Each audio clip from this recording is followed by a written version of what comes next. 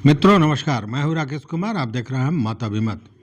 मित्रों, बिहार में जो जमीन सर्वे हो रहा है, इसको लेकर रोज कहीं ना कहीं विवाद पैदा हो रहा है और स्थितियां कहीं कहीं गंभीर हो जा रही हैं। पुलिस को बुलाना पड़ रहा है।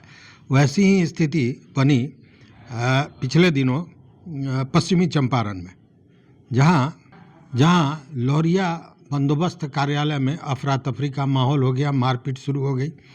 लेकिन ये सब क्यों हुआ, इन सारे चीज़ों को बताएंगे। लेकिन एक बड़ा परिवर्तन हुआ है सर्वे में, एक नियम जो आया है और वह क्यों आया है इस पर भी चर्चा करेंगे, वो जानना जरूरी है।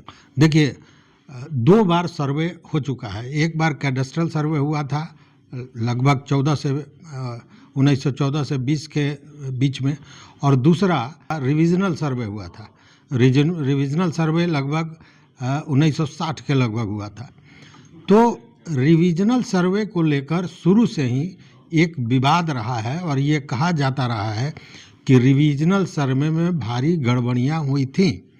उसका कारण ये था कि उस समय ज़मीन को लेकर इतनी जो संजीदगी आज देखी जाती है वो नहीं था। ज़मीन की कीमतें कम थीं। तो जो कैडेस्ट्रल सर्वे हुआ था और उसके बाद रिविजनल सर्वे हुआ कि उसमें जो गड़बड़ियां हैं उसको सुधारा जाए, तो सुधारने की जगह उसमें गड़बड़ियों का जखीरा खड़ा हो गया।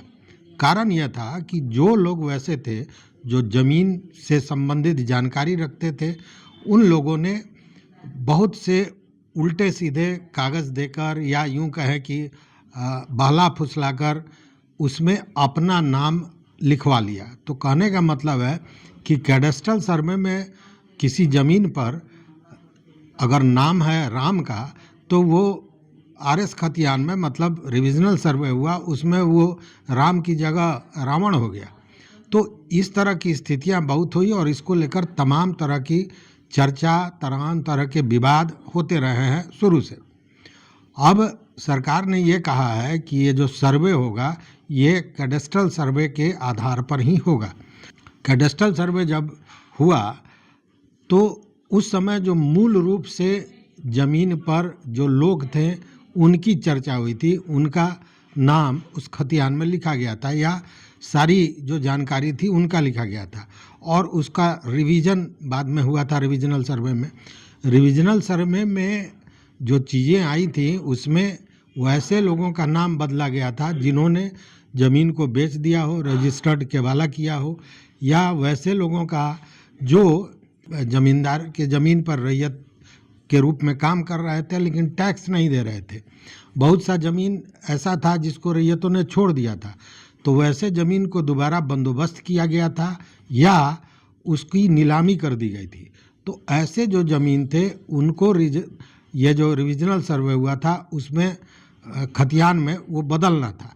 लेकिन साथ में जैसा मैंने बताया कि बहुत लोगों ने प्रलोभन देकर, तरह तरह की हथकंडे अपनाकर अपना नाम घुसा लिया था जिनके पास कोई वैध कागजात नहीं है। अब जब सर्वे हो रहा है तो वैसे लोग या वैसा जो खतियान में वैसा नाम है, यह एक विपरीत परिस्थिति पैदा कर रहा है, झंझट हो रहा है। चूँकि कैडेस्ट्रल सर्वे में किसी का और नाम है और आरएस खतियान में किसी का और नाम है, तो इसको लेकर एक यह तय किया गया है कि जो सर्वे होगा वो कैडेस्ट्रल सर्वे के आधार पर ही होगा।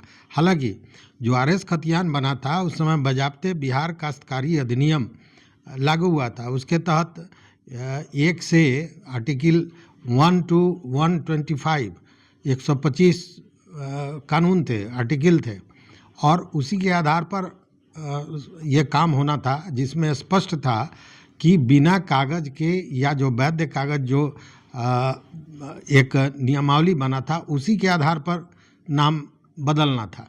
लेकिन ऐसा हुआ नहीं और वो आज के दिन में एक नई समस्या पैदा कर रहा है। इसलिए ये एक बड़ी खबर है कि कैडेस्ट्रल सर्वे के आधार पर ही, चूँकि हालांकि आप ये भी जानते हैं कि पूरे बिहार में आरएस सर्वे हो नहीं पाया था, कैडेस्ट्रल सर्वे ही हर जगह हुआ था, बाकी कहीं नहीं होता। और कैडेस्ट्रल सर्वे में भी आप समझिए कि बहुत से ऐसे ज़मीन थे जो छूट गए थे, जिसको आज के डेट में टोटो भूमि जिसको कहते हैं आप, वो वही है। जैसे छपरा पूरा बसा हुआ है टोटो भूमि पर, तो उसमें भी कुछ छूटा था, लेकिन यहाँ का मामला दूसरा था। लेकिन मैक्सिमम जो रैयत थे उनकी ज़मीनों का ब्यौरा कैडेस्ट्रल सर्वे में लिया गया था, जो मूल खतियान जिसको आप कह सकते हैं। तो ये मामला है। अब देखिए क्या हो रहा है। यह जो सर्वे हो रहा है उसमें हमने लौरिया की बात की, पश्चिमी चंपारण में। उसमें बताया ये गया कि वहाँ लगभग सर्वे का काम पूरा हुआ। तो पूरा हुआ तो लोगों ने देखा, लगभग 60 काश्तकारों ने ये देखा कि उनकी जो ज़मीन थी, जो उनके पास है, उसमें नाम किसी और का डाल दिया गया है। मतलब ज़मीन उनकी, और जो सर्वे हुआ उसके बाद नाम किसी और का आ गया है। इसको लेकर वो बेचैन है कि भाई उनकी संपत्ति जा रही है। इसको लेकर अंचलाधिकारी से लेकर जिलाधिकारी और जिलाधिकारी से लेकर मंत्री तक उन लोगों ने गुहार लगाई है, लेकिन अब तक उस पर कोई कार्रवाई नहीं हुई। और इसको लेकर एक आक्रोश, भारी आक्रोश था। इसी बीच बंदोबस्ती और भू सर्वेक्षण विभाग द्वारा 3 लोगों की टीम पटना से भेजी गई थी इन सारे चीज़ों को देखने के लिए। और ये जो टीम आई, उसके बाद जो ग्रामीण थे वो एकाएक भड़क गए, मारपीट की स्थिति आ गई। वहाँ एक कानूनगो, महिला कानूनगो के साथ वहाँ जो ग्रामीण महिलाएं थे उन्होंने मारपीट तक किया।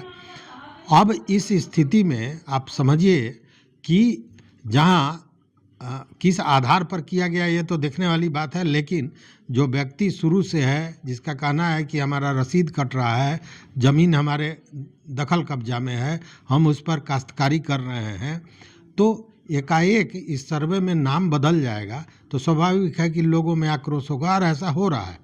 अभी आप देख रहे होंगे कि स्वघोषणा पत्र जमा हो रहा है, और जो चीज़ें हमारे पास आई हैं, जो शिकायतें आई हैं, मैं इस पर पूरा एक वीडियो दूंगा।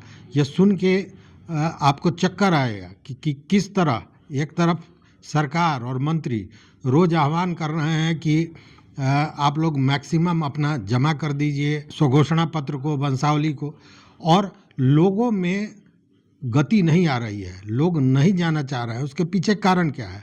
और उसके पीछे सबसे बड़ा कारण है भ्रष्टाचार। उसका भी पोल खोलूँगा, लेकिन इस वीडियो में बस इतना ही। देखते रहिए मत अभिमत। मित्रों, चैनल पर नए हो सब्सक्राइब कीजिए, लाइक कीजिए, दोस्तों के साथ शेयर कीजिए और अपना विचार जरूर दीजिए। बहुत बहुत धन्यवाद, कोटिशः आभार।